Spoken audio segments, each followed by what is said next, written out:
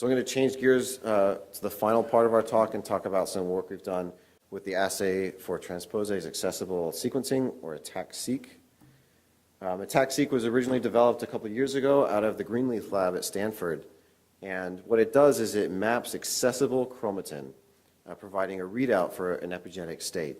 And so enhancers and promoters that are on are typically marked by these histone marks, but are also accessible to DNA binding proteins, whereas regions that are off often lose accessibility.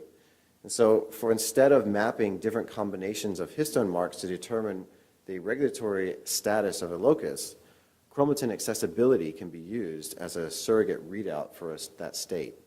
So the ATAC-seq has benefits over ChIP-seq in that it's ultra-sensitive on cell number, and it can be used from both single cells, and almost a maximum input for this assay is 50,000 cells. It works by taking advantage of a transposon loaded with sequencing adapters that can only integrate its payload into accessible DNA, such that you're tagging accessible regions with sequencing adapters that can be used for sequencing.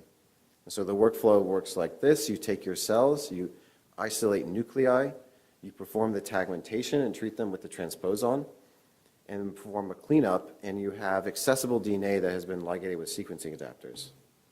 At this point, we use the Kappa Quant Kit to, again, determine how much adapter ligated library we have so we can calculate a PCR cycles.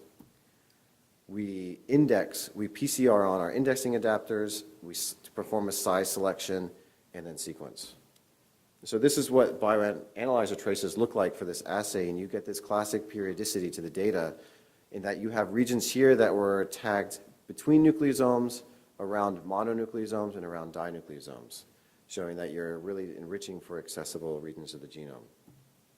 And so again, we get clinical samples, and we have access to clinical samples that are biobanked in repositories. And DNA-seq and RNA-seq methods have been validated for a long time now on both formalin-fixed and biobanked materials. But what we want to know is, can we use this assay to profile the chromatin structure and get a little bit more information? So we did a simple study where we collected PBMCs. We either biobanked them for a week or processed them fresh.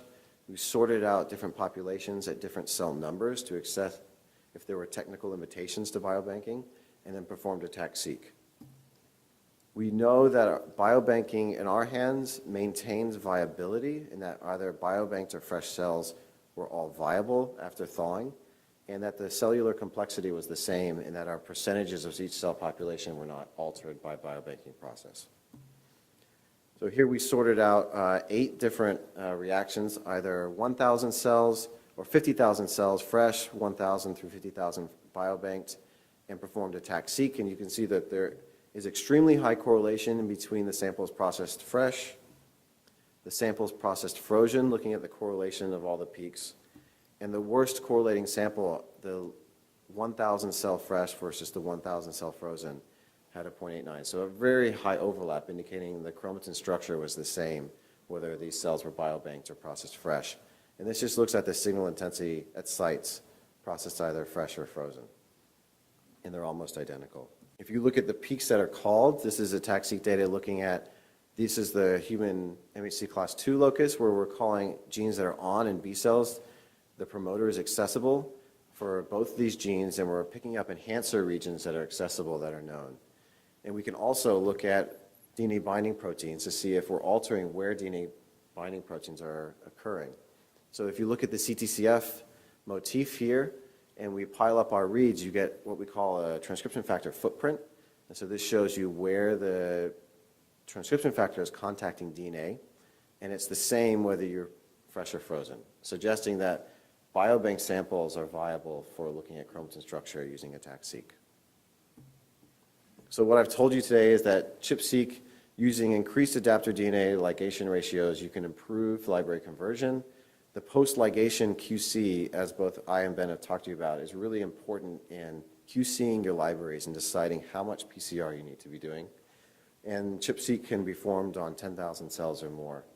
ATAC-seq is highly efficient, it's sensitive, it's easily adaptable for profiling rare cells, and the chromatin structure can be looked at with biobank samples. So with that, we'll acknowledge our members of our lab, core facilities who performed the sequencing for us, collaborators, and our lab has lots of positions available. We'll take any questions. Thank you.